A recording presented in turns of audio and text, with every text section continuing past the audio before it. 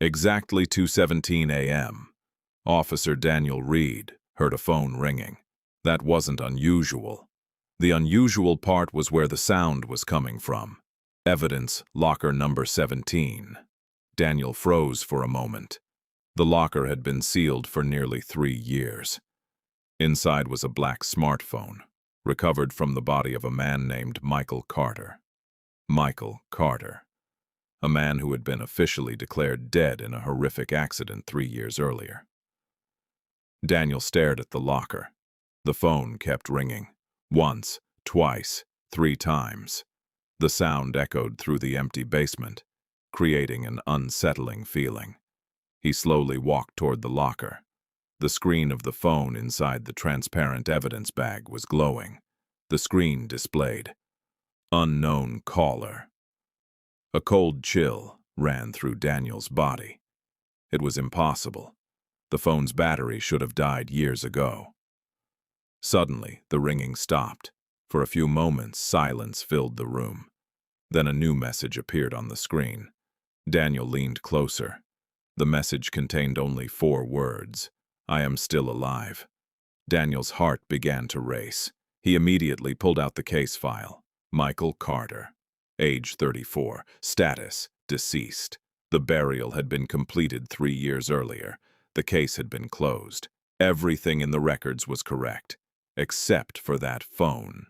Daniel immediately called his supervisor, Detective Sarah Blake. 20 minutes later, Sarah arrived. She looked at the message. Then she looked at Daniel. "Tell me this is some kind of joke." Daniel shook his head. "I saw it with my own eyes." Sarah remained silent for a few moments. Then she carefully examined the phone. Dust covered its surface. The evidence bag was sealed. No one had touched it. Yet the phone was alive. Sarah carefully turned it on. The phone unlocked instantly. No password, no lock screen. At that exact moment, a new notification appeared. It wasn't a message. It was a photograph. A recent photograph, taken only a few minutes earlier. The image showed a dark room, concrete walls, an old chair, and on the wall, written in red paint, was a single sentence: "Find me before Friday." Sarah spoke softly. "Tomorrow is Friday." The two stared at each other, because the man who had been buried 3 years ago might still be alive. The investigation began immediately. By sunrise, Detective Sarah Blake and Officer Daniel Reed were carefully analyzing the photograph that had appeared on the phone. The room in the image wasn't ordinary. Concrete walls, a single old chair, and the message painted in red: "Find me before Friday." Sarah zoomed in on the image. Something caught her attention. In the lower corner of the photograph was a small marking: 17B. Daniel frowned. "What does that mean?" Sarah immediately requested access to old city records and property maps. 2 hours later, they found a match. On the outskirts of the city stood an abandoned warehouse. Its storage section was labeled 17B. Without wasting time, they drove there. The warehouse looked forgotten. Rust covered the metal gates. Broken windows lined the walls. No signs of life. At least that's what it seemed. As they stepped inside, Daniel noticed something unusual: fresh footprints. Someone had been there recently. Very recently. The footprints led deeper into the building, toward a small concrete room. Sarah stopped. It was the same room from the photograph. The same walls, the same chair, the same layout. But there was one difference. A brown envelope sat on the chair. Daniel carefully picked it up. Sarah opened it. Inside was a single photograph. The moment she saw it, her expression changed. Daniel looked over her shoulder. His blood ran cold. The photograph showed Michael Carter, alive, standing in front of a camera, smiling. At the bottom of the photo was a handwritten message: "If you're seeing this, my death was a lie." Neither of them spoke. The man buried 3 years ago was somehow alive, or someone wanted them to believe he was. Suddenly, Daniel's phone began ringing. Unknown number. Sarah and Daniel exchanged a glance. Then he answered. For several seconds, there was only silence. A faint static sound crackled through the speaker. Then a weak voice whispered, "They are watching you." Daniel froze.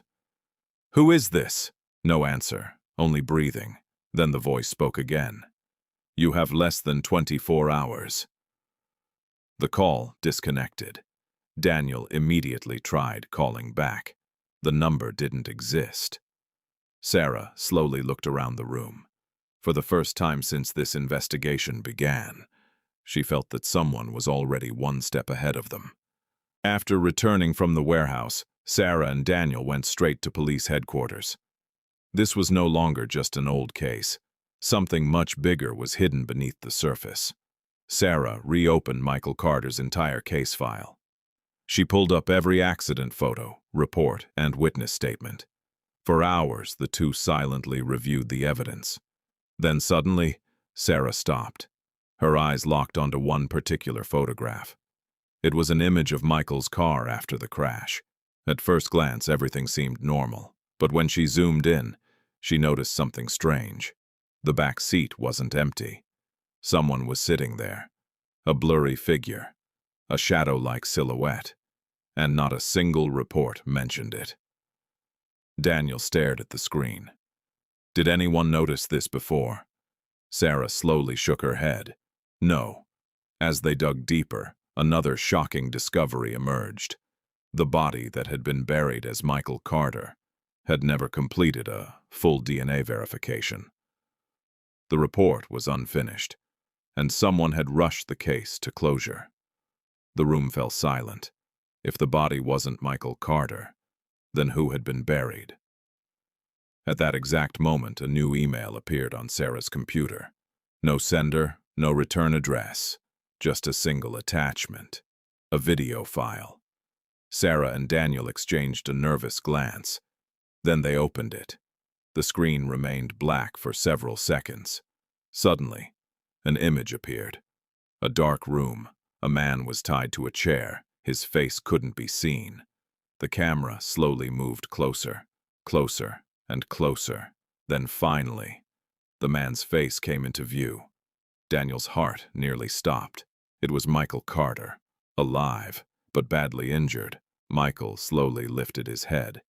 He looked directly into the camera, then spoke in a weak voice. "If you're watching this," he paused, "don't trust me." Sarah and Daniel stared at the screen in disbelief. Before they could process what they had just heard, the video suddenly ended.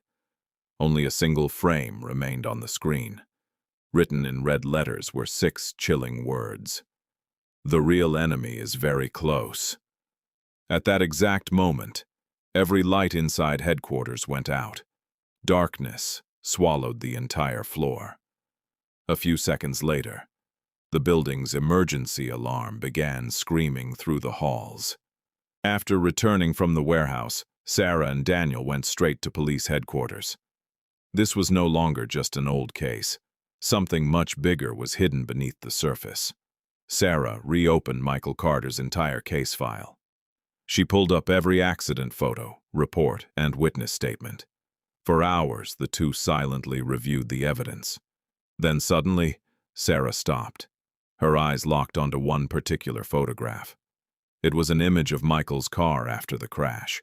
At first glance, everything seemed normal, but when she zoomed in, she noticed something strange. The back seat wasn't empty. Someone was sitting there, a blurry figure, a shadow-like silhouette, and not a single report mentioned it. Daniel stared at the screen. Did anyone notice this before? Sarah slowly shook her head. No. As they dug deeper, another shocking discovery emerged. The body that had been buried as Michael Carter had never completed a full DNA verification. The report was unfinished, and someone had rushed the case to closure. The room fell silent.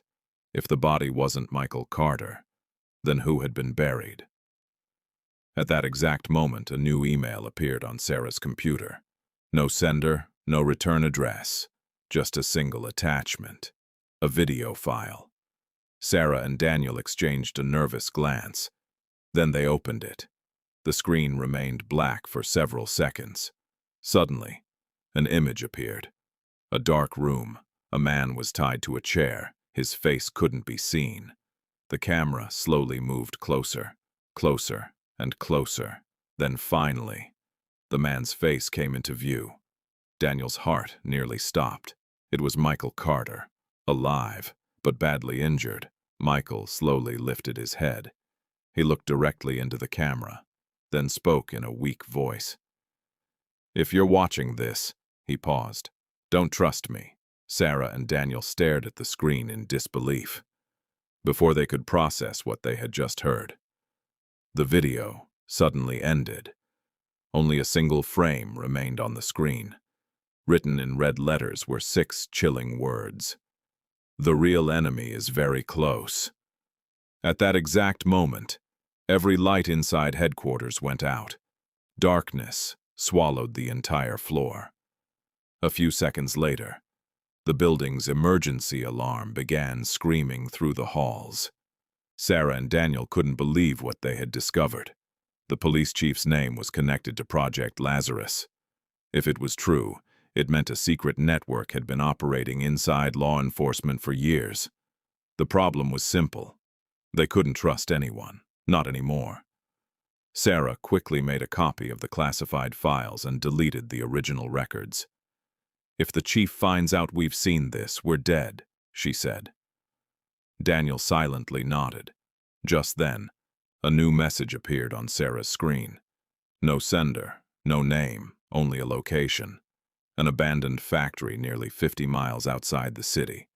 Beneath the coordinates was a single sentence. "If you want to see Michael alive, come alone." There was no time to waste. Before nightfall, Sarah and Daniel arrived at the factory. The building had been abandoned for years. Dust covered the windows. Rust consumed the metal doors. The entire place felt lifeless. They carefully moved through the dark hallways until they reached the center of the facility. Suddenly, a large metal door slowly opened by itself. Inside was a massive room, and in the middle of that room sat a chair. Someone was tied to it. Daniel rushed forward. His heart nearly stopped. It was Michael Carter, alive, but barely. His face was bruised. His body was weak. Fear filled his eyes. "Hurry," Michael whispered. "We don't have much time." Sarah immediately began cutting the ropes, but suddenly, bang, bang, bang! Every exit slammed shut. The sound echoed throughout the room. A voice emerged from hidden speakers overhead. "I knew you would come." Sarah froze. Daniel clenched his fists. They recognized the voice immediately. It was the police chief. A calm laugh echoed through the speakers. "You've discovered things that were never supposed to be found." Suddenly, one of the walls began sliding open. Behind it was an enormous hidden chamber. Dozens of monitors, hundreds of files, photographs covering entire walls. This was the real headquarters of Project Lazarus. Every person whose death had been faked was documented there. Politicians, businessmen, criminals, people the world believed were dead. Michael slowly looked at Sarah. "I worked for them." Sarah stared at him. Michael lowered his head. Shame filled his voice. "I helped create fake deaths. I built new identities for people who needed to disappear. But when I learned the truth," he paused, "I tried to expose everything. They tried to kill me." A monitor suddenly flickered to life. The police chief appeared on the screen. He smiled, a cold, emotionless smile. "It's unfortunate," he said. "You got too close to the truth." Then he pressed a button. A red timer appeared in the corner of the room. 5 o'clock, 4:59, 4:58. Daniel's face turned pale. "What is that?" Michael slowly looked at the countdown. Then he whispered a single word. Bomb. The timer continued ticking down. 4:51, 4:54, 49. Michael looked directly at them, and in a trembling voice he said, "In less than 5 minutes, this entire building is going to explode." Silence filled the room. The only sound was the ticking countdown. 4:32, 4:31, 4:30. Daniel rushed toward the doors and tried to force them open. Nothing moved. Every exit was locked. Sarah stared at the monitor in anger. "Chief, this isn't over!" On the screen, the chief simply smiled. "You've learned the truth. Now you'll be buried with it." The transmission ended. Time was running out. Michael struggled to speak. "The bomb is connected to the central server. If the server shuts down, the bomb shuts down too." Sarah immediately ran toward the hidden control room. Daniel and Michael followed. Inside were dozens of computers, hundreds of classified files, every secret of Project Lazarus, every name, every operation, every hidden identity. Sarah reached the central server. Then she froze. A warning message was attached to the system. "If the server is shut down, all evidence will be permanently destroyed." Sarah immediately understood. It was the final trap. Save the evidence, or save their lives. They couldn't do both. The timer continued, counting down. 2:11, 2:10, 2:09. Daniel looked at her. "Make a choice." Sarah stared at the files. These records could expose one of the biggest conspiracies in history. Then she took a deep breath. She pulled a USB drive from her pocket. As fast as possible, she began copying the most important files. 121-19, 118. The transfer completed. Sarah immediately shut down the server. Every screen in the room went dark. The countdown stopped. 0:37 silence. For a moment, nobody moved. Then suddenly, every door unlocked. "Move!" Sarah shouted. The three of them ran, through hallways, through broken corridors, through the factory's main exit. They barely escaped. Seconds later, a massive explosion shook the ground. The entire factory erupted into flames. Project Lazarus's secret headquarters was gone, forever. The next morning, Sarah released the evidence to federal authorities and major news organizations. Within hours, the story spread across the world. The police chief was arrested. Multiple officials were exposed. Dozens of secret operatives were captured. Project Lazarus had been destroyed. At least, that's what everyone believed. 3 months later, Sarah sat alone in her office. The case was officially closed. Daniel had returned to normal police work. Michael was living under government protection. Everything seemed over. Then Sarah's computer received a new email. No sender, no address, no subject, only a photograph. Sarah opened it. As the image loaded, the color drained from her face. The photograph showed the police chief, the same chief who was supposedly locked in prison. But this wasn't a prison photo. He was standing on a beach, smiling, free, alive. At the bottom of the image was a single sentence. "Project Lazarus never ends." A second message appeared instantly. Sarah's heart stopped. The words slowly appeared across the screen. "Welcome, Sarah." A pause, then the final line. "You are on our list now." Suddenly, the monitor went black. The room fell silent, and for the first time, Sarah realized the terrifying truth. They had never defeated Project Lazarus. They had only uncovered the first layer. The real organization was still out there, watching, waiting, and now it knew her name. The end, or perhaps the beginning.